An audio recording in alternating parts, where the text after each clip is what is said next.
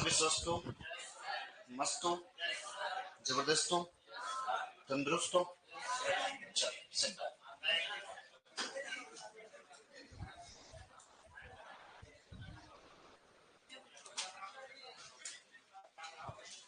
Online में अगर आप मुझे सुन पा रहे हैं और अगर आप मुझे देख पा रहे हैं तो कमेंट सेक्शन में एक बार यस कर दीजिएगा, ताकि आज के सेशन को, आज की इस क्लास को हम कंटिन्यू कर सके। और तो आज अभी अब ज्यादा बेटर है ना। चल, क्रॉप अपन पढ़ेंगे। एग्रोनॉमी में लगभग ऑलमोस्ट आपके बेसिक जो एग्रीकल्चर है, जिसमें सारे न्यूट्रिएंट्स, फर्टिलाइजर, मैन्योर वगैरह, ये इरिगेशन हो गया है ना, वीट साइंस हो गई, ये सब लगभग ऑलमोस्ट कंप्लीट है। सिर्फ लास्ट जो बची हुई है वो है क्रॉप। क्रॉप के बारे में अपन कंटिन्यू करेंगे। क्रॉप एक एक करते हुए अपन सुपरवाइजर के सिलेबस के अकॉर्डिंग पूरी की पूरी क्रॉप को कंटिन्यू करेंगे। तो देखो, कुछ बेसिक सा इंट्रोडक्शन, जैसा कि सिलेबस में अपनी कौन कौन सी फसलें हैं। तो अपन जो मुख्यतः पढ़ने वाले हैं वह पढ़ने वाले हैं क्रॉप। किसके बारे में पढ़ेंगे बच्चे? क्रॉप के बारे में पढ़ेंगे। क्रॉप, क्रॉप मतलब फसलें। फसलें या अपन इसे क्या करते हैं, क्रॉप। अब देखो, कुछ बेसिक सी चीजें हैं, जैसे कि अपने सिलेबस में क्या क्या है क्या नहीं है। तो वैसे तो अगर मैं जनरल वे में बताऊं आपको, तो जनरल वे में आप जानते हैं कि एक बेसिक सी चीज है कि हम जो क्रॉप पढ़ते हैं वह पादप जगत का हिस्सा है। कौन से जगत का हिस्सा है? पादप जगत का हिस्सा है, जिसे प्लांट किंगडम कहते हैं। इसमें एक तो जिम्नोस्पर्म आते हैं, एक एंजियोस्पर्म आते हैं। क्या आते हैं? एंजियोस्पर्म। मुख्यतः जो अपने काम का है वह है एंजियोस्पर्म, जिसे आवर्त बीजी कहते हैं। क्या कहते हैं अपन? आवर्त बीजी कहते हैं। और आवर्त बीजी के अंदर इसका क्लासिफिकेशन और बांटे तो यह दो भागों में क्लासिफाइड हो जाती है। पहला है एक बीज पत्री। पहला कौन सा है बोलो? तो एक बीज पत्री, जिसे मोनोकोट कहते हैं, बचपन से हमने सुनते आए हैं। और एक होता है द्विबीज पत्री। कैसा होता है? द्विबीज पत्री होता है। इसे तो अक्सर हम जो कहते हैं वह क्या कहते हैं? मोनोकोट। क्या कहते हैं? मोनोकोट कहते हैं। और इसे जो कहा जाता है वह कहा जाता है क्या? डाइकोट।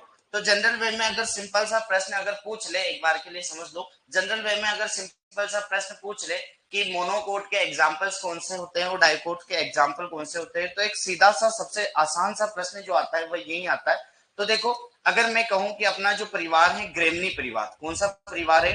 ग्रेमनी। ग्रेमनी परिवार को अक्सर हम घास परिवार या घास कुल भी कहते हैं, या इसी को हम कह देते हैं पोएसी। क्या कह देते हैं? पोएसी। एग्जाम्पल्स कौन कौन से आएंगे अपन विद डिटेल बात करेंगे, जैसे गेहूं, जौ, जई, मक्का, ज्वार, बाजरा, गन्ना, ये जो आते हैं ये पोएसी या फिर घास फैमिली के अंदर आते हैं। तो ये पूरा कुल जो होता है वह मोनोकोट या फिर एक बीजपत्री का होता है। अगर मैं जनरल वे में और चर्चा करूं तो आपने एलिएसी परिवार सुना होगा। एलिएसी, प्याज लहसुन वाला अक्सर आपने सुना होगा। तो ये परिवार जो होता है एलिएसी या एमारलिडिएसी, वर्तमान में इंटरनेशनल कोड ऑफ नोमेनक्लेचर के अकॉर्डिंग उससे एमारलिडिएसी कर लिया गया। तो वो प्याज लहसुन वाला जो होता है वह भी क्या होता है? एक बीज पत्री होता है। और एक होता है पामेसी। कौन सा परिवार होता है? पामेसी, या फिर इसे एरेकेसी कहते हैं। क्या कहते हैं? एरे पाम ट्री जनरल वे में आता है। एक बार कमेंट सेक्शन में यस कर दिया। बिल्कुल सर, आप कहां से? मैं अपने घर से हूँ, जैसा कि आप अपने घर से होंगे। चल, है ना? मेरी आवाज आ रही है क्या? इतना सा ये बता देना बस, क्योंकि मैंने सिर्फ जो चीज पूछी है वही बताए तो ज्यादा बेहतर रहेगा। हाँ, लिखने का समय मैं आपको दूंगा, ठीक है? साथ में लिखना चाहो तो लिख सकते हैं, बाकी मैं आपको समय दूंगा, तो आपको घबराने की, परेशान होने की, चिंता करने की जरूरत नहीं है। चल, ठीक है, डन। तो देखो, एक तो हो गया ग्रेमनी परिवार, घास फैमिली या पोएसी, एलिएसी, या फिर अपन कह सकते हैं पामेसी। पाम ट्री जितने भी आते, जैसे अपन करते हैं डेट पाम, खजूर हो गया, या ऑयल पाम वगैरह, ये जितने भी पाम ट्रीज होते हैं पामेसी परिवार के होते हैं। ये पूरे के पूरे एक बीज पत्री परिवार के क्या होते हैं? सदस्य। जनरल वे में अगर मैं बात करूं तो इनको छोड़कर लगभग ऑलमोस्ट सभी इधर ही आती है। जैसे लेग्यूमिनेसी, क्या है? पहला लेग्यूमिनेसी हो गया। लेग्यूमिनेसी में आप सभी जानते हैं कि दलहनी परिवार करते हैं। क्या कहते हैं इसे?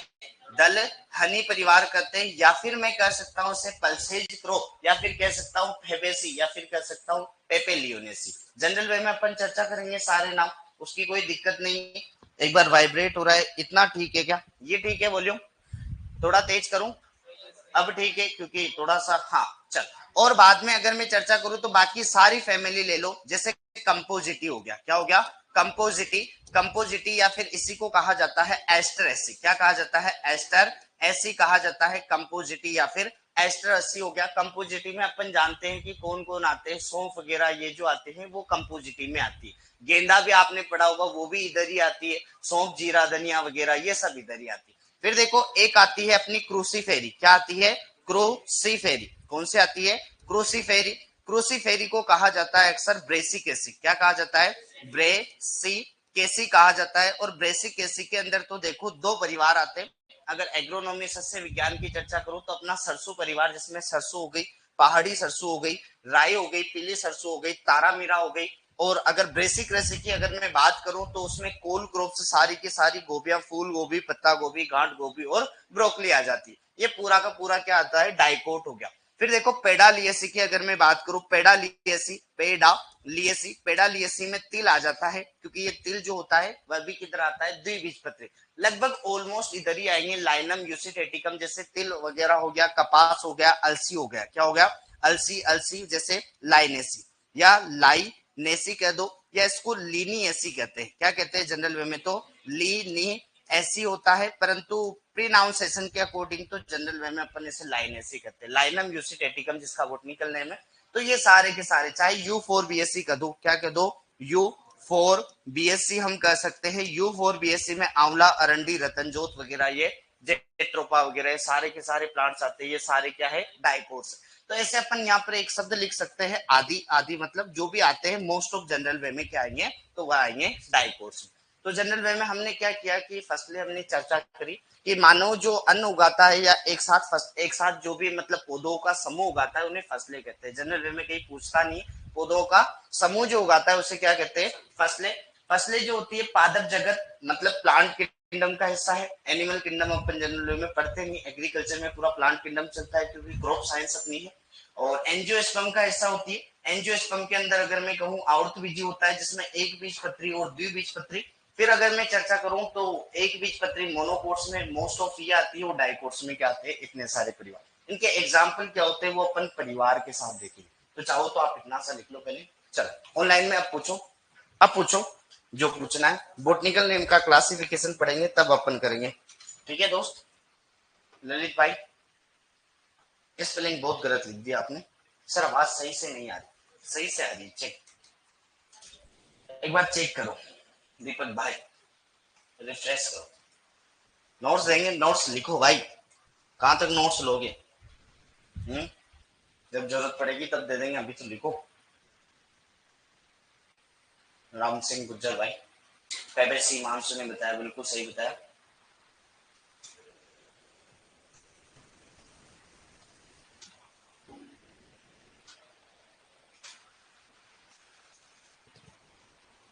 सोनम शर्मा सर जी कितनी करोड़ भी बताएंगे कितनी? वेट करो, इंतजार, सब्र का फल मीठा होता है। खट्टा होता है। नारंगी खा के आया हो? जूस पी के आया हो ना? जब भी खट्टा लग रहा है।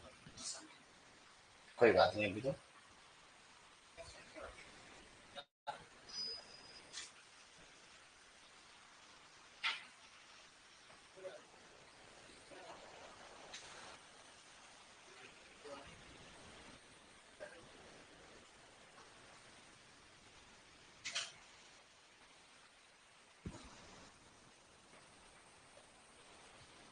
हो गया।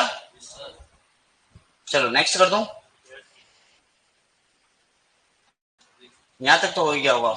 एंजियोस्पर्म तक लिख लिया, यहां से लिख।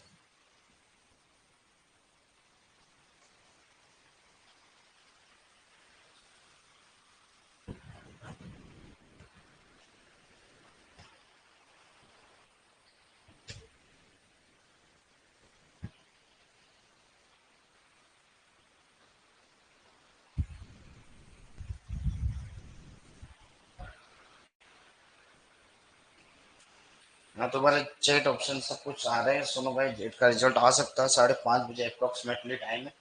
जेट प्री पीजी और पीएचडी तीनों का आएगा। अप्रोक्स टाइम तो यही है भाई, आ सकता है। हाँ हिमांशु भाई पढ़ा देते। बिल्कुल भाई बिल्कुल। मिस बिट्टू आ जाएंगे सर।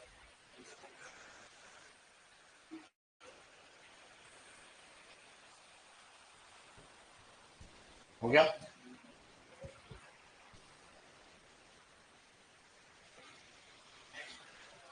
नेक्स्ट है जी बात।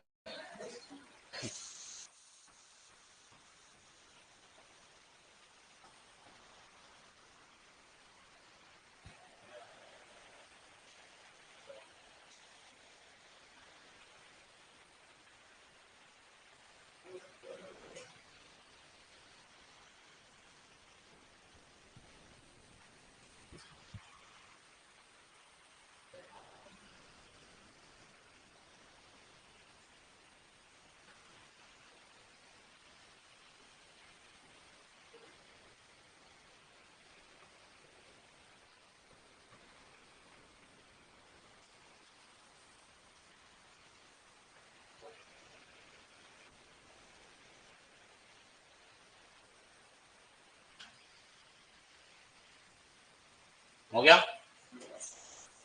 कोशिश करो समय लिखने में कम से कम लगाओ और समझने में चले।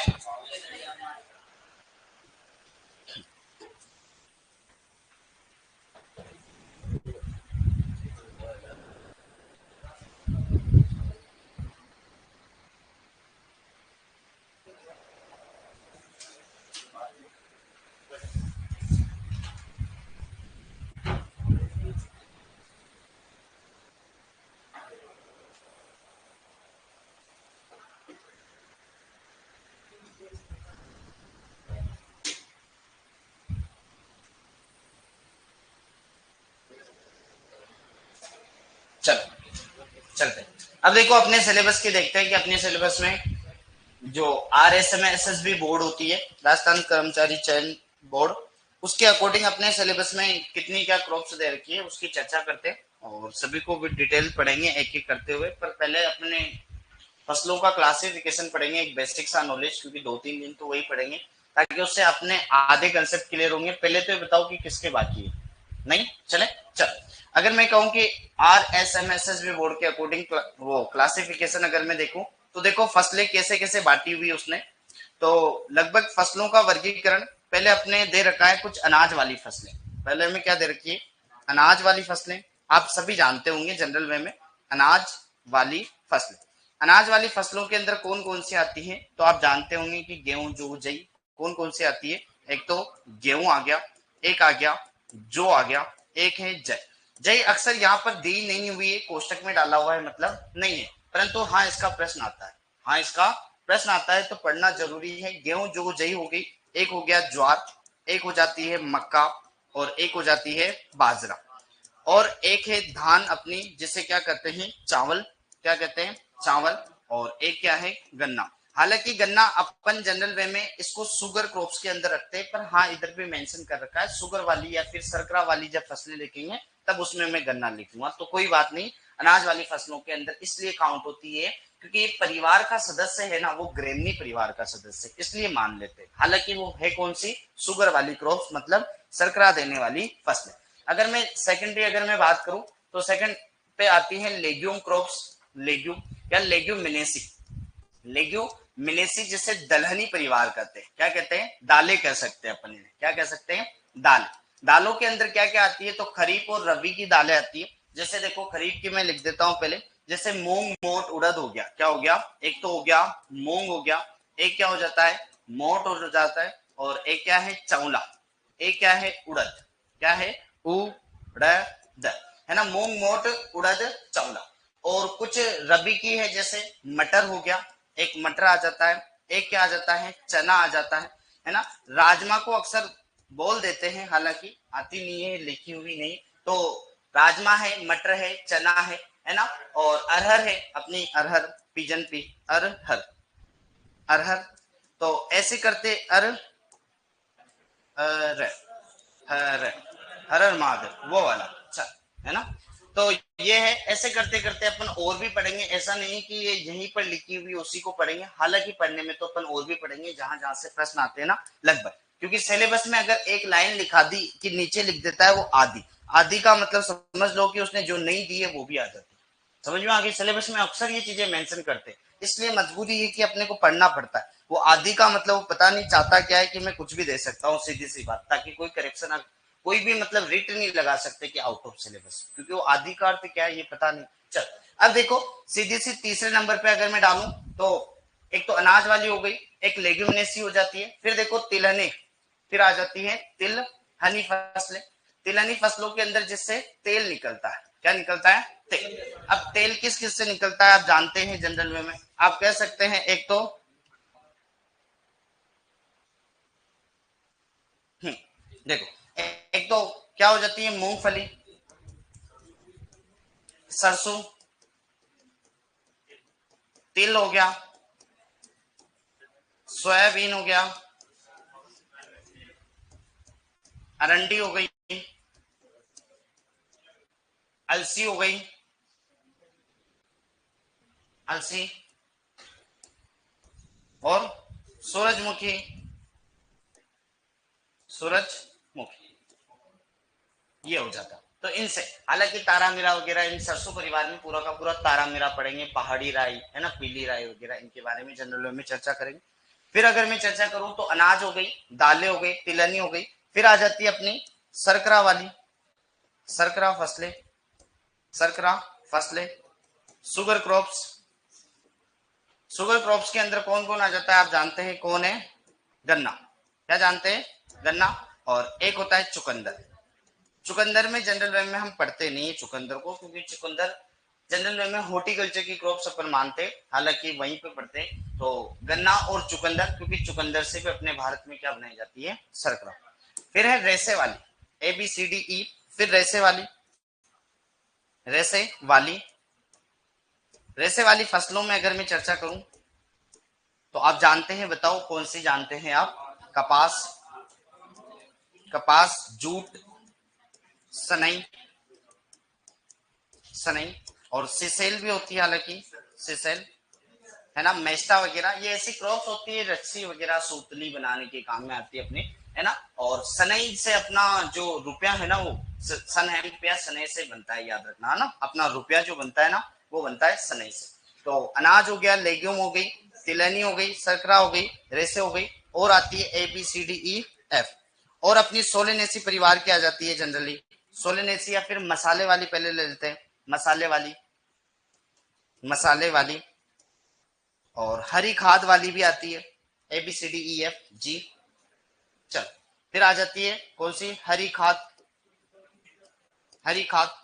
चल मसाले के अंदर आती है सौंफ, जीरा, धनिया, मेथी, मतलब जो सीड क्रॉप्स है, सीड स्पाइसेज, है ना। अगर मैं आपसे एक प्रश्न पूछना चाहता हूँ, आप मुझे इतना सा बता दो, मैं आपसे ये पूछना चाहता हूँ कि seed spices NRC, national research centre of seed spices कहाँ पर है? जाना पहचाना है, RJ01 तभी जी अजमेर में। चलो, और central central institute of spices research Calicut Kerala. चलो मसाले में आती है सौंफ, जीरा, धनिया और मेथी, धनिया और मेथी, मेथी, मेथी। अब देखो हरी खाद के अंदर आप जानते हैं, बताते जाओ, देखे कौन कौन सी आती है, हैं?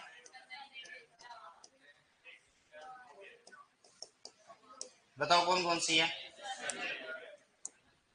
एक तो आती है सनई, ढेचा, ग्वार, लोबिया, है ना।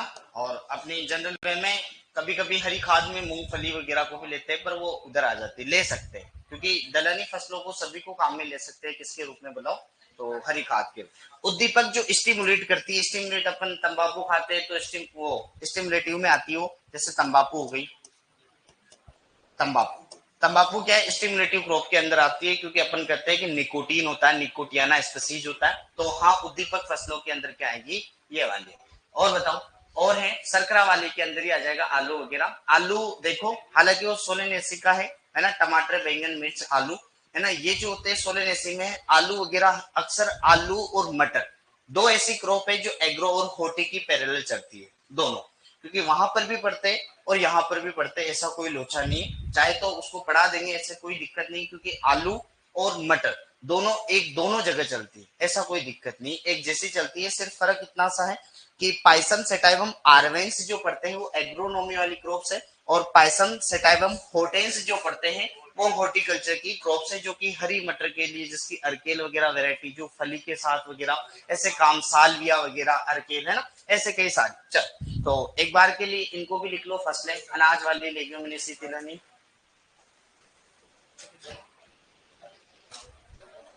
अफीम पेपेवर सोमनीफेरम, हिमांशु भाई वहां पढ़ ली होगी तुमने, हॉर्टिकल्चर क्रॉप्स पेपेवर सोमनीफेरम, मार्को नार्कोटीन कोडीन मोर्फिन तीनों पाए जाते हैं। चेतक किस्म बड़ी प्रसिद्ध है, अपने चित्तौड़ में उगाते हैं चेतक, किसी को चाहिए हो तो बीज दिला देंगे आपको। चाहिए, बिना लाइसेंस के नहीं चाहिए दादा, तुम तो रोज मार के आ जाओ एक आधा अफीम का है। नंबर दे, किसके, अफीम के?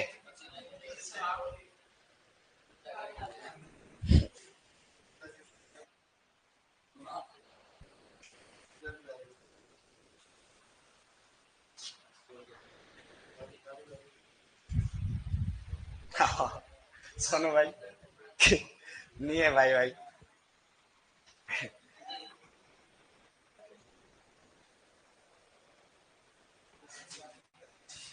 एग्रोनॉमी के इंस्टीट्यूट भी करा देंगे, करा देंगे। अफीम के बारे में नहीं पढ़ाया। पेपेवर सोमनीफेरम पेपेवरसी, इसके अंदर तीन पाए जाते हैं। तो नमक से याद रख सकते हैं, नमक से न से नारकोटीन, म से मोरफिन, क से कोडीन। पॉपी भगवान, वो स्लिप ऑफ गॉड मतलब नींद का भगवान कहते हैं। चेतक किस्म होती है बड़ी, और चीरा लगाना लेंसिंग होता है। ले मैंने बोल दिया दादा, पढ़ाने की तो क्या जरूरत है, पढ़ा देंगे, बता देंगे भाई, ठीक है। इंपोर्टेंट क्वेश्चन सारे बोल दिए मैंने। कितने चाहिए, 20 दोगे? हा? मैं थोड़ी बेचता हूँ दादा। तुझे क्या दलाल लग रहा हूँ क्या? मैं दिला सकता हूँ लाइसेंस हो तो, क्योंकि अक्सर क्या है, वो आरसीए में ट्रायल चलती है, और ट्रायल चेतक वेरायटी निकली हुई है जिनपे सर ने काम किया हुआ है, प्लांट ब्रीडिंग एंड जेनेटिक्स के, वो दे देते हैं, फ्री ऑफ कॉस्ट देते हैं। परंतु हाँ, वो उनका एनालिसिस पूरा लेते हैं, क्योंकि अक्सर क्रॉप में ट्रायलें चलती है एमएससी पीएचडी वालों की, तो अलग अलग इन्वायरमेंटल कंडीशन के अंदर उससे ग्रो करते हैं। पहले क्या, पिछले साल एक रघुनाथपुरा में एक बच्चा था, उनके उगाते थे तो उनको दिलाया भी था। पढ़ाते हैं भाई, तुमने सुना है, मैंने भी देखा है, ठीक है। तो यार गले में ये क्या डाल रखा है तुमने, अच्छा नहीं लगता है। आपकी पर्सनल स्किल के लिए कह रहा हूँ, बाकी आप डाल के रखो, मुझे कोई मतलब नहीं। पर्सनालिटी डेवलपमेंट बड़ी जरूरत है भाई। चलो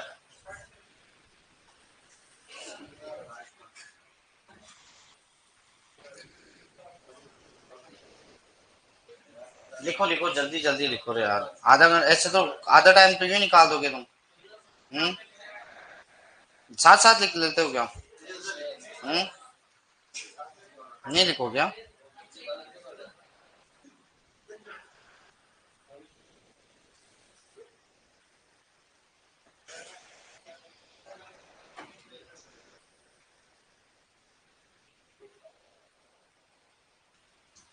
हो गया? नकदी वकदी क्रॉप भी करवा देते, बताओ नकदी किसे कहते हैं? HI, नकदी जानते हैं वैसे तो। अब गन्ना लिखूंगा तो भी वो 3 4 बार आ जाएगा, लिख देता हूं, पर आ गया, हालांकि वो तो ग्वार भी आ गया। HI, आई में नकदी आ चुका है, वैसे नकदी फसलें कौन है? गन्ना और ग्वार, जो कि ऑलरेडी आ चुके हैं, गन्ना और ग्वार। हम्म, अच्छा। हम्म, हरे चारे वाले लिखी ना अपन ने यार, नहीं लिखी क्या? वो हरी खाद, हरी खाद, हाँ चारा भी यही काम में आती है जनरल में। दलहनी फसलें जो होती है ना, वो सभी चारे में काम में आ जाती है, क्योंकि ग्वार, लोबिया, चौला, मूंग मोट, ये उड़द, ये लगभग सारी हरे चारे में काम आ जाती है ना। है लिखे क्या? रिच का बरसीम वगैरह ये भी, हाँ। चल ले, लिख ले ज्यादा। IJ, हरी खाद, हरी खाद क्या? हरी चारे, चारे वाली, चारे वाली, हालांकि वो नेपियर घास वगैरह, सूडान घास ये है नहीं, पर लास्ट में कुछ बता दूंगा थोड़ा बहुत उसके बारे में। रिचका हो गया, रिचका, बरसीम हो गया, बरसीम हो गया, है ना। और बाकी ये दलहनी लिख ही सकते हैं आप, ग्वार भी काम में आती है ना। ग्वार हो गया, और क्या हो गया अपना, बाजरा भी अक्सर काम में लेते हैं। ज्वार भी अपन चारे के रूप में काम में लेते हैं। ज्वार, मक्का भी चारे के रूप में काम में ली जा सकती है, लेते हैं अक्सर फसलों के रूप में अपन। चल, मेरा इंट्रोडक्शन का क्या करोगे, अपना ही देख लो। और चल, नहीं नहीं भाई यार,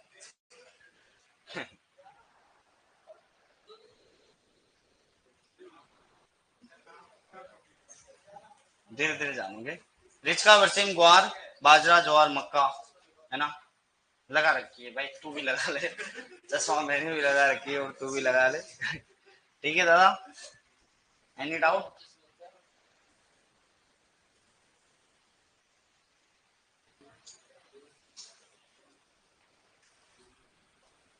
चले आगे।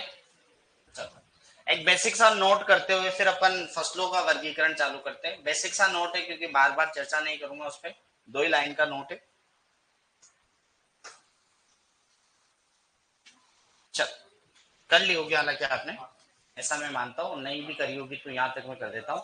चल, देखो बेसिक सा नोट है क्योंकि बार बार उस चीज की चर्चा हम करेंगे नहीं, और आप जानते होंगे, नहीं भी जानते हैं तो जान जाओगे। कि जैसे कोई बोटेनिकल नेम मैंने लिख दिया जनरल वे में, यहाँ पर माना कि एक जिया मेज ही लिख दिया, क्योंकि सभी जानते हैं जिया मेज किसका है, जिया मेज। आप जानते हैं इसके बारे में जो जानकारी है वो अलग है, कि अपन जानते हैं कि हाँ, दो जो शब्द होते हैं उन्हें कहते हैं द्विनाम पद्धति। क्या कहते हैं अपन इसको, इसे कहते हैं बाइनोमेनक्लेचर, द्विनाम पद्धति होती है। द्विनाम पद्धति में क्या होता है, पहला जो वंश का होता है और दूसरा अक्सर क्या होता है, जाति का होता है। तो पहला वंश का है और दूसरा क्या है, जाति का है। हालांकि वंश बदलता नहीं है, जाति बदल सकती है ना, जाति बदल सकती है। द्विनाम पद्धति बाय नोमेनक्लेचर, हालांकि आपके कभी पूछना नहीं चाहिए, कभी पूछ ले तो पितामह अगर पूछे तो केरोलस, केरोलस लीनियस होता है, लीनियस। बाय नोमेनक्लेचर है। इनकी किताब जो थी वह थी सिस्टेमा नेचुरी। बुक कौन सी थी, सिस्टेमा नेचुरी, सिस्टेमा नेचुरी एक किताब थी इनकी, नेचुरी।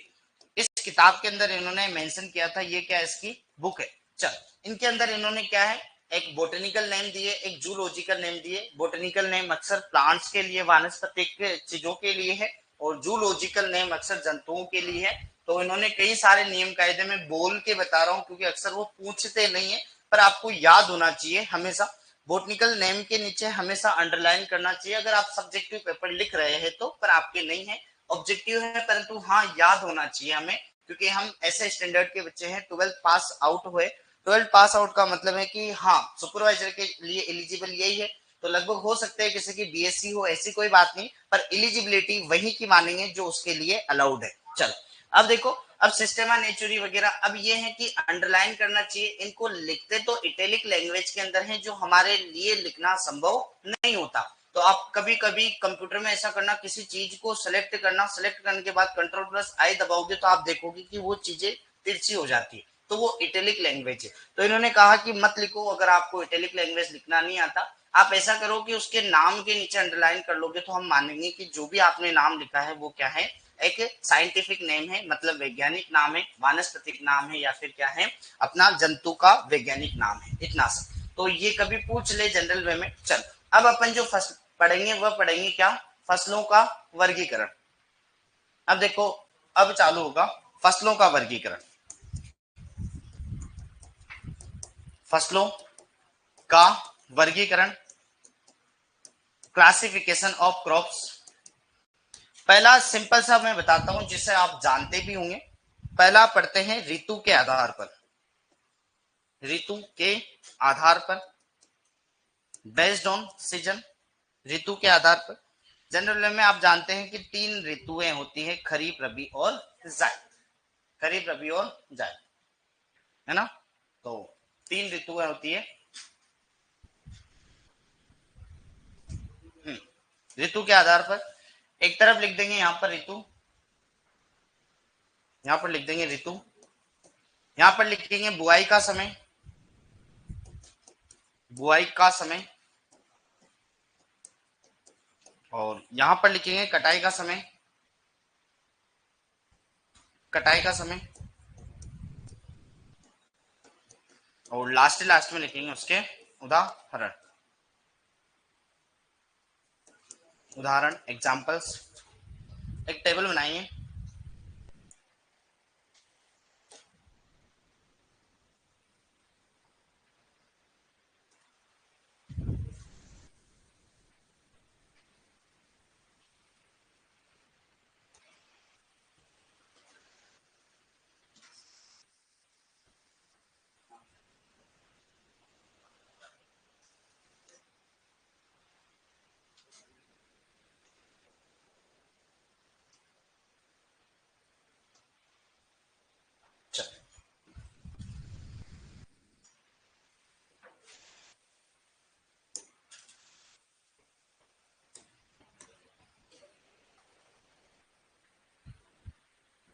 अच्छा, अपन जानते हैं तो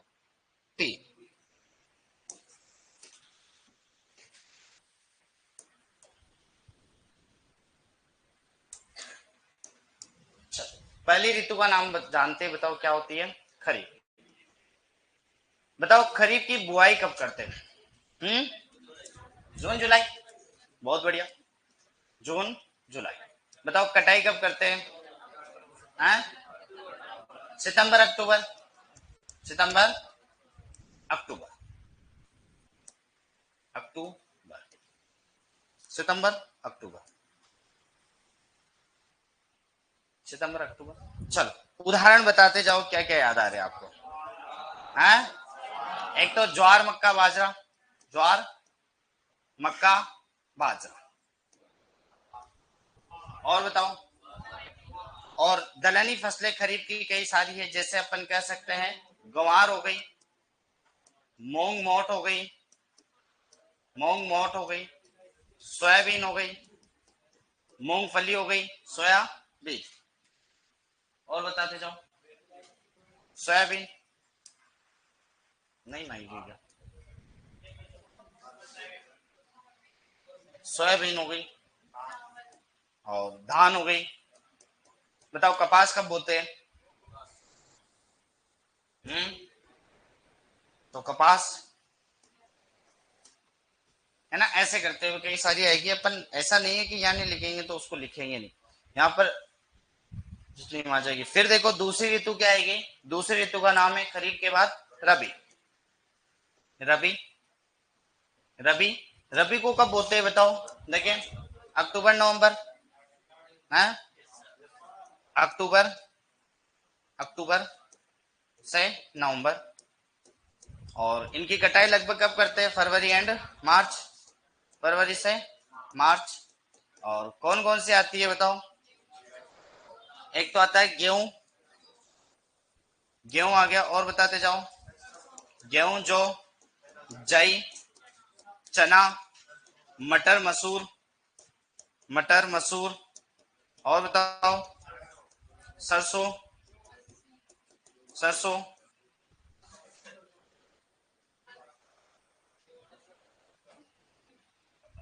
कुसुम, तंबाकू, तंबाकू, अलसी। और और सब ठीक है। बहुत बढ़िया। अपने मसाले वाली जैसे धनिया वगैरह, धनिया आलू, धनिया आलू, है ना, आदि करा देंगे, चिंता मत करो। चल फिर देखो, लास्ट अगर मैं चर्चा करूं तो लास्ट जो आती है वह आती है जायद। कौन सी आती है? जायद, जायद। जायद अक्सर बोते हैं कब बताओ? मार्च अप्रैल, लगभग मार्च अप्रैल, मार्च अप्रैल। और कटाई कर देते हैं लगभग कब? मई, मई जून में, मई जून। ठीक है। और इसमें आती है हरी खाद वाली फसलें और आती है कुकुरबिट। सर वॉइस प्रॉब्लम, ये एक बार बताओ मुझे, वॉइस प्रॉब्लम है क्या? नहीं आपको तो नहीं था, बड़े तगड़े हो यार। एक बार मुझे इतना सा बता दे कमेंट सेक्शन में कि क्या आप मुझे सुन पा रहे हैं, सभी बता रहे। अगर वो सुन ही पाते तो फिर लिखते क्यों।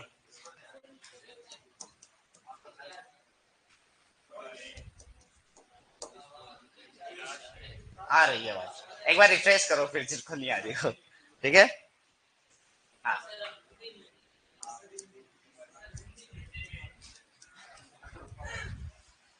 ठीक है। हाँ भाई, इतनी आती है मुझे भी अंग्रेजी, चिंता मत कर। ठीक है। चलो नेक्स्ट आ रही है सर। फिर देखो क्या इसके अंदर आती है, एक तो हरी खाद वाली, हरी खाद, हरी खाद वाली है ना, और आती है कुकर बीट्स।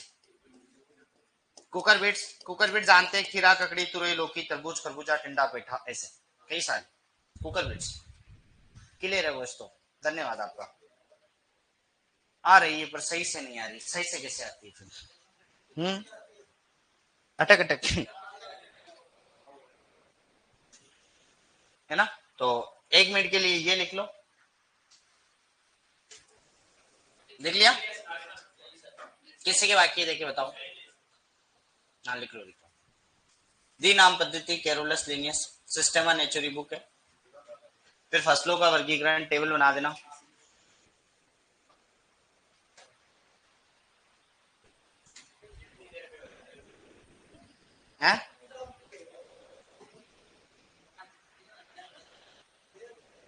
सर आवाज बिल्कुल क्लियर आ रही है, बिल्कुल धन्यवाद हिमांशु आपका,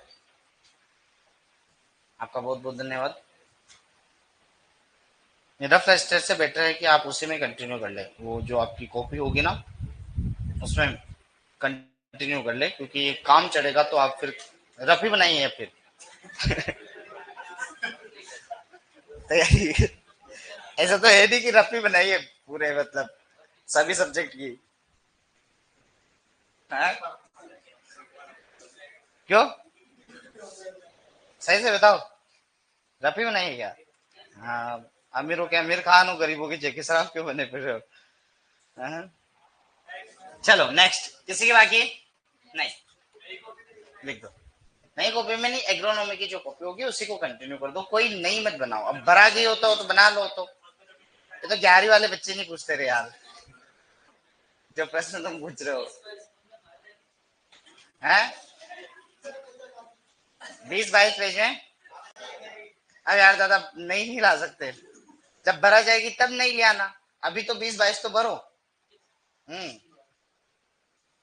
हम सुपरवाइजर की शुरुआत वहीं से नहीं करते कि यार लास्ट के पेपर की डेट आएगी, जब डेट आने के बाद फिर पता चलता है यार दिन तो कम पड़ गए।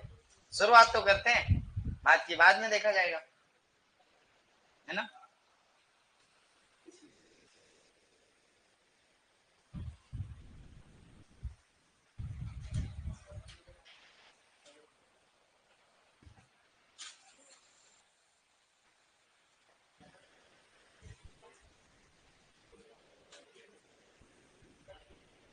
हम्म।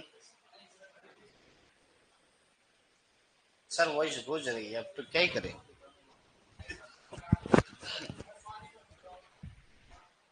सर वॉइस एकदम मस्त आ रही है। रजनी, आप ऐसा करो बच्चे कि एक बार रिफ्रेश करो, रिफ्रेश। हम्म। मैं गूंज रहा हूँ, गुंज रहा हूँ, गुंज। ऋतु के आधार पर हो गई, फिर कुल के आधार पर कर लेते हैं। पहले गुणसूत्र के आधार पर कर लेंगे।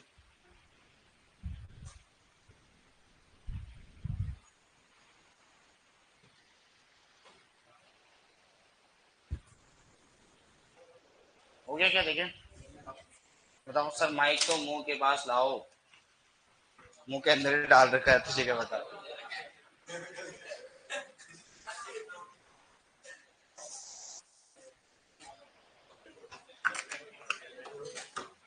चलो देखिए किसके बाकी चले। अगला वर्गीकरण देखते हैं बी नंबर पे। पहले देखते हैं गुणसूत्र के आधार पर, फिर देख लेंगे ऋतु के आधार पर। नमस्ते आपको ललित भाई। चलो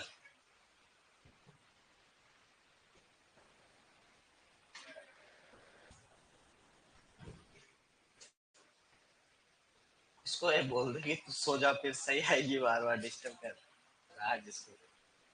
ठीक है बजरंग भाई, पढ़ लिया आपका कमेंट।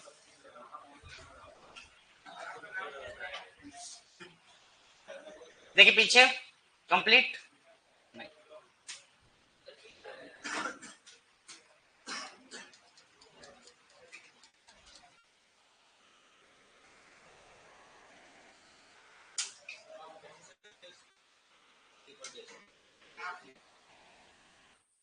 क्या काम है नाम से? नाम में क्या रखा है भाई? तो अपना नाम बना दे, मैं तुझे याद रख लूंगा, पक्की बात है। बस तो मुझे याद मत रख, पर मैं तुझे याद रख लूंगा जब तू सुपरवाइजर बन जाएगा, पक्की बात। डन। चलो किसी के बाकी? चलो हो गया। नेक्स्ट है गुणसूत्र के आधार पर वर्गीकरण, सेकंड। ए बी, गुणसूत्र के आधार पर, गुणसूत्र बैटरी लो है इसकी मतलब, गुणसूत्र के आधार पर वर्गीकरण। फिर 2 घंटे बाद में पढ़ लेंगे, यही चाहता है। Classification based on number of chromosome. Hariom sir ji, धन्यवाद भाई प्रकाश भाई। चल देखो, हाँ गया हो तो नया लाएंगे दुकान से। चलो एक जनरल वे में ट्रिक से याद करा देते हैं, क्योंकि ये कुछ चीजें होती है जो याद नहीं होती। तो एक लाइन याद रख लेना, 1 मिनट वेट करना। दादा यार माइक करवा दो ना, बैटरी लो है, माइक करवा दो यार, करवा दो यार। ये मेरा चार्ज लगा दो, 5 मिनट में वैसे काम भी हो जाएगा। माइक करवा सकते हो क्या, हाँ या ना? एक बार प्रियंका मैम का ले आओ ना यार, मांगना मत उनसे ना, लेके आ जाना, लेके आ जाना, आप भिजवा देना यार, है ना?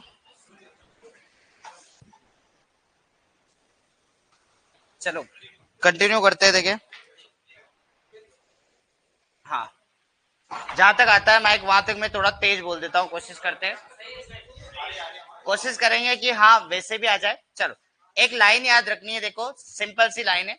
लाइन ये है कि जब MS धोनी ने करिश्मा को टीका लगाया तो SMS आया। ठीक है, क्या आया? SMS। JB का मतलब होता है जो बाजरा, क्या क्या है बोलो? जो प्लस बाजरा। और MS का मतलब होता है मेज और सोरगम। मेज का मतलब होता है क्या? मक्का। मेज और सोरगम, मेज मतलब मक्का और सोरगम मतलब सोरगम भाई, सोरगम मतलब ज्वार। चलो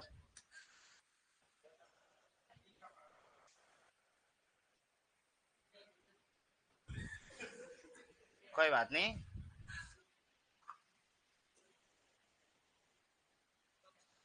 फिर KR का मतलब होता है कुसुम और राइस। क्या होता है? कुसुम और राइस। कुसुम और राइस मतलब चावल, चावल। और तिल और कपास इसका होता है तिल और कपास, तिल और कपास। और SMS का मतलब अभी बता देंगे, एक ही डिजिट याद रखनी है आपको, सिंगल डिजिट। यहाँ पर 2N जानते हैं, इन्हें क्या कहते हैं? Chromosome number. क्या कहते हैं? Chromosome number. एक डिजिट याद रखना, कितना? 14, 14। कितने याद रखोगे? 14। अब 14 में कंटिन्यू करते हुए जाना कि आप जोड़ोगे 14 में +6 करो, कितने होंगे बोलो? 20। फिर इसके बाद अब 2 कम करो इसमें, तो कितने जोड़ेंगे? 4। 4 जोड़ेंगे तो कितने आएंगे बताओ? 24। फिर 24 में अब 2 और कम करो तो कितने आएंगे बोलो? आ गया, बहुत बढ़िया यार दादा। मेरा चार्ज लगा सकते हो क्या? लो मैं लगा दूंगा स्टाफ रूम में ना।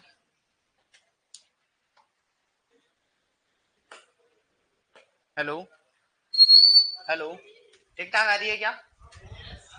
वैसे तो आ ही जाएगी ना। हेलो, हेलो, ठीक है ना। चल फिर देखो क्या हुआ कि 24 में अपन ने कितने जोड़े, 6 जोड़े, 4 जोड़े, अब कितने जोड़ेंगे, 2। कितने जोड़ेंगे, 2। कितने हो गए बताओ, 26। कितने हो गए, 26। 26 हो गए। फिर एसएमएस, एसएमएस से याद रखना, एस से होता है सोयाबीन, मूंगफली, क्या होता है, सोयाबीन, सोयाबीन, और एम का मतलब होता है मूंगफली, मूंगफली, दोनों जुड़ेगी तो बन जाएगी शुगर केन। क्या बन जाएगा, शुगर केन। शुगर केन मतलब होता है गन्ना। तो याद रखना दोनों के होते हैं 40 प्लस 40। कितने होते हैं, 40 प्लस 40, दोनों मिलाकर कितने होंगे, 80। तो ये नंबर ऑफ क्रोमोसोम ये याद हो जाएंगे। जो बाजरा के कितने, तो 14, मक्का और ज्वार के कितने, 20, कुसुम राइस के 24, तिल कपास के 26, 40 सोयाबीन के, 40 मूंगफली के, और गन्ना के कितने, 80।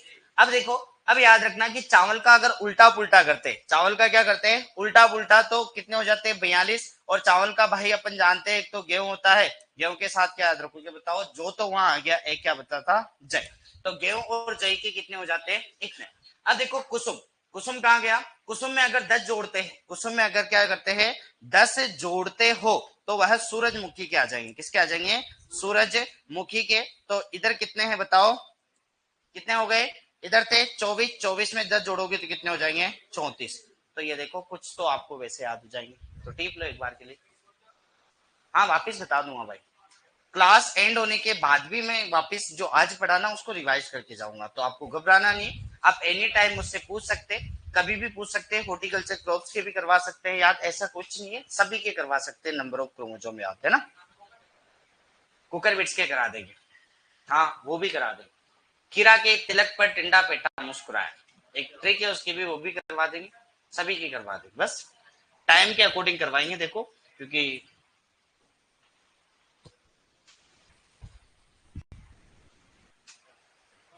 सिर्फ एक लाइन याद रखनी है, जब MS धोनी ने करिश्मा को टीका लगाया तो क्या आया, ऐसे। टीका लगाने के बाद SMS आता है भाई। SMS एक पोस्ट भी होती है एग्रीकल्चर की, सब्जेक्ट मैटर स्पेशलिस्ट। बड़े हो बनो SMS, अच्छी बात है। रिसर्च स्कॉलर की पोस्ट है। SMS हॉस्पिटल में भी होते हैं, एक अपना जयपुर का हॉस्पिटल, सवाई मानसिंह, स्टेडियम भी है वहां तो। हम्म, चलो करो, ये लिखने में ज्यादा टाइम लगाओगे आप, लिखने में बहुत टाइम लगाओगे मतलब। किसका फोन आ रखा है,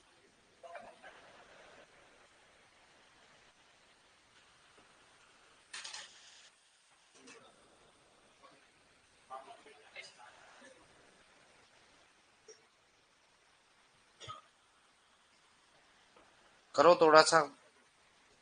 ये क्रोमोसोम नंबर तो कराए जाते हैं आज, ये तो करो क्योंकि एक वर्गीकरण तो कर ही देते हैं। 2 मिनट और रुको तो 2-3 और करा दो, फिर लिख लोगे ना।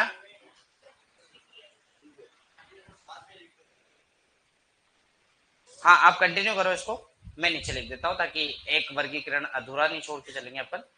दालों का यहाँ तक पॉसिबल मेरे ख्याल से सभी ने कर लिया होगा, डन। चल फिर देखो कंटिन्यू करेंगे इसको, आप लिखते हुए जाना, कोई दिक्कत नहीं। एक एक खरीफ की दालें, खरीफ की दालें, और एक है रबी की दालें। क्या है, रबी की दालें, रबी की दालें। खरीफ की दालों के जो क्रोमोसोम नंबर होते हैं वो 2n बराबर कितने होते हैं, 22, और इसके होते हैं 2n बराबर 14। खरीफ की दालों के एग्जाम्पल्स में यहाँ पे लिख जाता हूं, जैसे मूंग हो गया, बताते जाओ याद आती है तो, मूंग, मोट हो गया, और क्या आ जाती है, उड़द हो जाता है, उड़द हो जाती है। इधर अगर मैं कहूं तो मटर, मसूर, मटर मसूर, राजमा, राजमा, चना, चना। एक याद रखना यहाँ पे एक्सेप्शन के तौर पे, मतलब अपवाद कौन है, अपवाद है काबुली चना। कौन है, काबुली चना। काबुली चना जो होती है उसके 16 मतलब 16 होते हैं, जो कि प्याज और लहसुन के भी 16 या 16 होते हैं। सर आप कोटा होगी क्या, हाँ बिल्कुल आएंगे, है ना, मोस्ट वेलकम है आप सभी का। कोटा भी आएंगे, कोटा ब्रांच में आएंगे, ठीक है। चल मटर मसूर राजमा, है ना, ये चना। यहाँ पे गंवार भी है, क्या है, गवार, चौला भी है, चवेला। जैसे याद आती जाएगी अपने खरीफ वाले दालें डाल देना, है ना, जैसे जैसे आती जाएगी ये। और एक और मैं बताऊं, सोलनेसी फैमिली, सोलेनेसी फैमिली, देखो यहां तक लिख दिया क्या, देखे कंटिन्यू। चल, एक सोलेनेसी फैमिली, सोलेनेसी भाई सिलेबस के अकॉर्डिंग चलना पड़ता है मेरे दोस्त, है ना। कम समय में अधिक चीजें करवाना पॉसिबल नहीं होती दोस्त, या तो मस्ती मजाक करते हुए पूरा टाइम वेस्ट कर दूं, जो कि मैं आपके साथ करना नहीं चाहता। समझ में आगे बात। गवर्नमेंट जॉब कोई यूं नहीं है कि सीधी दी हुई चीज है, गवर्नमेंट जॉब गवर्नमेंट होती है भाई। चलो, सोलेनेसी, सोलेनेसी में देखो एक तो आता है, एक तो आलू और तंबाकू को याद रखना, आलू प्लस तंबाकू, इनके तो होते हैं 48, क्या होते हैं 48, जो कि टेट्राप्लॉइड, 4x का मतलब होता है चतुर्थ गुणित, चतुर्थ गुणित, और चतुर्थ गुणित को कहते हैं टेट्राप्लॉइड, टेट्राप्लॉइड, प्लॉइड, प्लॉइड। और बाकी जो होती है वो डिप्लॉइड्स होती है, जैसे टमाटर हो गया, बैंगन हो गया, और मिर्च हो जाती है। कौन हो जाती है, मिर्च। इनके होते हैं 24, 24 होते हैं, क्योंकि ये डिप्लॉइड होती है, 2n बराबर 2x बराबर डिप्लॉइड, मतलब द्विगुणित, द्विगुणित है, द्विगुणित क्रॉप्स है ना, द्विगुणित है। और सरसों का मैं कल करवा दूंगा, नी ओल्को सीएनजी, सरसों परिवार पूरा नागा हेरू का ट्रायंगल करवा दूंगा, उसके अकॉर्डिंग हो जाएगा। एक बार मैं आपका आज का रिवाइज करवा देता हूं, देखो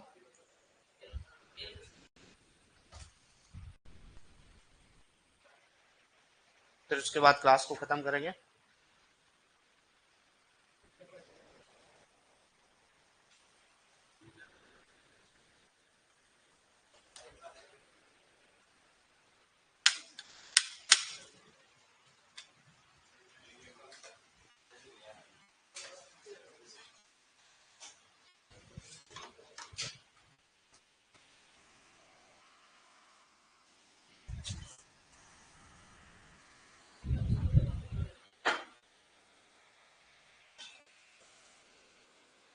कल कुल के आधार पर करवा दूंगा, हालांकि क्रोमोजोम नंबर का और करवा दूंगा, करवाने में तो एग्रो वाली तो ये हो जाती है, एक सरसों परिवार बचता है, और एक सरसों परिवार के साथ गोभी वर्गीय करवा दूंगा। बाकी फिर समय मिलेगा तो आपको कभी भी कुकर बिट्स की मैं बता दूंगा, कुकर बिट्स आज भी बता सकते, चाहो तो पीछे लिख सकते हो तो लिख लेना। हम्म, क्या लास्ट वीक तो चल रहा है, जनरल इंफॉर्मेशन नहीं छोड़ना, और रोगों की कोई ट्रिक हो तो बताना, बिल्कुल भाई तारा भाई, कराएंगे भाई। चलो, आप कौन से गांव से है, मैं हमारे गांव से हूँ। चलो, एक मिनट।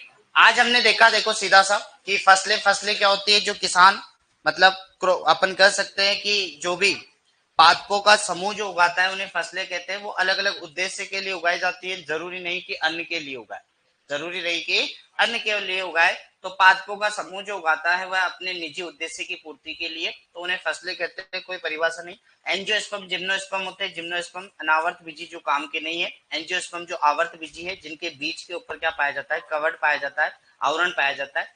दो प्रकार की, मोनोकोट्स और डाइकोट्स, ये बताने की जरूरत नहीं है, क्योंकि वो आप बच्चे नहीं है कि जिनको दो बराबर भागों में तोड़ोगे तो टूट जाएंगे, मतलब दाले, और नहीं तोड़ोगे तो नहीं टूटेंगे, मतलब हालांकि वो कोटिलेडन को तोड़ते हैं। पर मैं आपसे ये भी पूछना चाहता हूँ कि बताओ, क्या आपने अंगूर का बीज देखा है, क्या आपने केले का बीज देखा है, क्या आपने खजूर का बीज देखा है, क्या आपने पाइनएप्पल का बीज देखा है? क्या आप वर्गीकरण कर सकते हैं? तो नहीं कर सकते, है ना, नहीं कर सकते। हालांकि इसकी ABCD से याद रख सकते हैं, हॉर्टिकल्चर क्रॉप्स को, अरिका नट, बनाना, कोकोनट, डेट पाम और पाइनएप्पल, ABCDP, ये सारी मोनोकोट्स होती है। चल, नेक्स्ट डाइकोट्स, खूब सारे परिवार। हालांकि इधर ग्रेमनी जो परिवार है वो सारे के सारे घास फूल जो भी है, गेहूं, जो जई, मक्का, ज्वार, बाजरा। कल परिवार के अकॉर्डिंग में क्रॉप्स बताऊंगा, तो हालांकि वो आधा कंसेप्ट और क्लियर हो जाएगा, क्योंकि परिवार के अकॉर्डिंग ज्यादातर बेटर रहती है, क्योंकि परिवार के क्या है, लक्ष्य मिलते जुलते होते हैं। ये हमने पढ़ा। अनाज वाली फसलें, फसलों के बारे में हमने चर्चा करी कि इनका क्लासिफिकेशन स्टार्ट किया, उससे पहले हमने डिस्कशन किया कि हमारा सिलेबस क्या है। तो जनरल वे में सिलेबस में कुछ चीजें दे रखी है कि अनाज वाली जो खाने के लिए उगाई जाती है, लेग्यूमिनेसी जो प्रोटीन की काफी अच्छी स्रोत होती है, क्योंकि प्रोटीन के लिए उगाई जाती है। दलहनी परिवार, जो जिसके जड़ों की गांठों में नाइट्रोजन फिक्सेशन के लिए राइजोबियम जो होता है, NIF, नाइट्रोजन फिक्सेशन बैक्टीरिया पाया जाता है, राइजोबियम। कौन सा बोलो, राइजोबियम। फिर देखो, अगर तिलहनी की कहूंगा तो जनरल वे में तेल निकाला जाता है, तेल निकालने के, तेल के कई सारे पर्पस हो सकते हैं, खाने के लिए भी हो सकता है, तेल निकाल के अक्सर ऑयल ग्रीस वगैरह, वो पॉलिश वार्निश वगैरह इनके लिए भी हो सकता है। तो अलग अलग उद्देश्य के लिए तिलहनी फसलें हो सकती है। शर्करा जिसकी शक्कर वगैरह बनाई जाती है, मिठास के लिए काम में आती है। रेशेदार जिनके कपड़े बन सकते हैं, अपने बोरी बन सकती है। ऐसे कई सारे, जैसे अपने नोट भी बनते हैं। तो ये कई सारे, कपास की हो गई, ये रेशे वाली हो गई, फाइबर क्रॉप्स। मसाले सौंफ जीरा धनिया, सौंफ जीरा धनिया मेथी, जो कि चारों बीज ये मसाले हैं। हालांकि आपके और कोई से भी नहीं है, जैसे कई सारे साउथ इंडिया के अंदर जाओगे ना तो बीज ये मसाले नहीं है, उनके अलग मसाले, जिसके जैसे दालचीनी की पत्ती काम में लेते हैं, ऐसे कई सारे मसाले। हरी खाद जिन्हें क्या करते हैं, मृदा की उर्वरता के लिए अपन क्या करते हैं, खेत में उगाते हैं और पुष्पन की अवस्था के टाइम क्या कर देते हैं, ट्रैक्टर हाँक देते हैं, ताकि वो क्या है, फर्टिलिटी लेवल, उर्वरता क्या बनी रहे, अच्छी। उद्दीपक जो स्टिमुलेट करती है, तंबाकू खाते हो, जर्दा मसलते होंगे, आप जानते होंगे। चल, इससे पहले मैंने आपको बताया कि ये जिया में एक जनरल पॉइंट ऑफ व्यू बताया, हालांकि नहीं भी बताते तब भी चलता, पर हाँ याद होना चाहिए। आप साइंस स्ट्रीम मतलब एग्रीकल्चर स्ट्रीम के बच्चे हैं, तो आपको ये जनरल वे में याद होना चाहिए कि कैरोलस लिनियस ने बाइनोमेनक्लेचर क्लासिफिकेशन, उनकी एक किताब थी जिसका नाम था सिस्टेमा नेचुरी। ये लगभग 1758 का इसका 10th एडिशन है, जहां तक मुझे पता है कि 1758 का 10th एडिशन है। उसके अंदर इसने ये कई सारे चीजें, नियम कायदे दिए थे। फिर हमने बुआई के आधार पर फसलों का वर्गीकरण किया, जो कि हमने देखा कि खरीफ, रबी, जायद, ये अरबी भाषा का शब्द है। खरीफ, रबी, जायद क्या है, अरबी भाषा का शब्द होता है। खरीफ आप जानते हैं, शॉर्ट रूप से अगर मैं कहूँ तो लिख सकते हैं आप वर्षा ऋतु, अगर इसको कहूँ तो सर्दी वाली ऋतु, इसे कहूँ तो गर्मी वाली, अगर याद नहीं रहे तो, है ना। ये तो इतना तो याद होगा कि ये कौन सी है, बरसात है, ये सर्दी है, और नीचे वाली गर्मी। ये जानते हैं सर्दियां, अब जब भी पानी आ जाता है, जरूरी नहीं कि जून जुलाई में बो, ऐसा कुछ नहीं है। हालांकि ये बायोलॉजिकल मतलब अपनी किताबों की टर्मिनोलॉजी है, कभी कभी जुलाई में बारिश चालू होती है तो किसान बेचारा उसके बाद, क्योंकि अपन कहते हैं ना गाँव में खेतों में जाके कि बा आ गई, बा आने का मतलब है कि खेत थोड़ा वो नमी युक्त है, गीला भी है, ताकि अपना ट्रैक्टर चल सके। तो पूरा गीला है तब भी आप क्रॉप की सॉविंग नहीं कर सकते, ये हमें पता है। रबी वाली क्रॉप्स हो गई, ये हो गई, कुछ एग्जांपल्स मैंने लिखा दिया आपको। फिर देखो कुछ गुणसूत्रों की ट्रिक्स वगैरह, हालांकि कई सारी है मेरे पास गुणसूत्रों की, लगभग सभी करवा सकते हैं, एग्रो किसी की भी हो वो करवा सकते हैं। ये जनरल वे में कुछ मैंने आसान तरीके से हो सका आपको काम आ जाए, कि जो बाजरा क्या करना है, सीधा सा चौंधा याद रखना है, 6 4 2 ऐसे करते हुए याद रखोगे, इतना सा जोड़ गुणा बाकी भाग तो आता ही होगा। जो बाजरा की 14 है, मेज और सोरगम के 20 है, कुसुम और राइस के 24 है। अब इसका उल्टा पुल्टा करोगे राइस का, तो अपन जानते हैं गेहूं और चावल तो अपने भारत की काफी ज्यादा प्रसिद्ध क्रॉप है। तो उल्टा पुल्टा करोगे तो गेहूं की याद हो जाएंगे, गेहूं की याद हो जाएंगे तो जो वहां आ गया, तो फिर जय को मत छोड़ो बेचारे को भी यहाँ पर कर ही दो। तिल कपास हो गया। अब कुसुम में 10 जोड़ते हैं तो सूरजमुखी की 34 आ जाती है, तिल कपास की 26, फिर ये यहीं पर खत्म हो जाता है। फिर एसएमएस से याद रखना है, ऐसे याद रखना है, सोयाबीन, मूंगफली 40 बराबर शुगर केन, मतलब क्या हो जाती है ये। फिर हमने कुछ बेसिक सी चीजें देखी कि खरीफ की दलहनी फसलों में ऑलमोस्ट 22 होते हैं, रबी की जो भी पल्सेस क्रॉप्स है उसके अंदर ऑलमोस्ट लगभग 14 होते हैं। एक एक्सेप्शन के तौर पे याद रखना है काबुली चना, है ना। साइसर एरेंटिनम अपन जानते हैं कि वो चने का है, और साइसर काबुली कम इसी का। तो उसका एक्सेप्शन के तौर पे याद रख लेना, मटर, मसूर, राजमा, चना, ऐसे याद रखोगे, मटर, मसूर, राजमा, चना। आप खरीफ की दलहनी फसलों के नाम याद मत रखना, आप रबी की दलहनी फसलों के नाम याद रखना, बाकी बचेगी वो सारी कहा जाएगी खरीफ में, क्योंकि रबी में लिमिटेड आती है। चल, आज का हमने ये देखा, और बाकी मिलते हैं फिर। आज के मुख्य समाचार होते हैं यहीं पर समाप्त। चल,